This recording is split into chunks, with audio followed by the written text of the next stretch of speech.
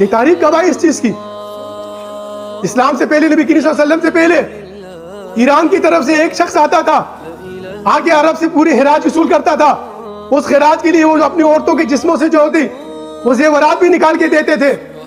وہ ظاہری دنیا لاؤ کو، یہ نظریہ جسے میں اکثر کہتا ہوں دین میں کمیونزم کو دھکیڑ دیا گیا ہے. دین کے اندر وہ روحانیت کو ختم کر دیا گیا ہے.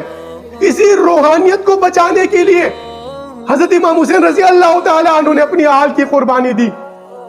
حضرت امام زین العابدین رضی اللہ تعالیٰ عنہ ایک ہی امام بچے تھے، ایک ہی وجود بچا تھا. آج مثل حسنین، مثل ذرات، مثل نسل حسنین پھیلی ہوئی زمانے کے اندر، غیر بھی چاہتا ہے ہو جائے تعلق ان کا، ان سے ہر ایک تعلق چاہتا ہے. برادران اسلام، آج کے دور کے اندر شہادت حسین ہم سے متقاضی ہے کہ ہم انہیں اس روحانی انقلاب کی طرف آنا ہے. آپ نے دیکھا، کیا وہ نہیں جانتے تھے؟ کیا نبی کریم صلی اللہ علیہ وسلم کو وہ لوگ نہیں جانتے تھے؟ کیا نبی کریم صلی اللہ علیہ وسلم کے امام حسین صلی اللہ علیہ وسلم سے رضی اللہ تعالیٰ سے عقیدت محبت ان کو معلوم نہیں تھی؟ کیا وہ نہیں جانتے تھے کہ اللہ کے نبی نے اس حسین سے کتنی محبت کی؟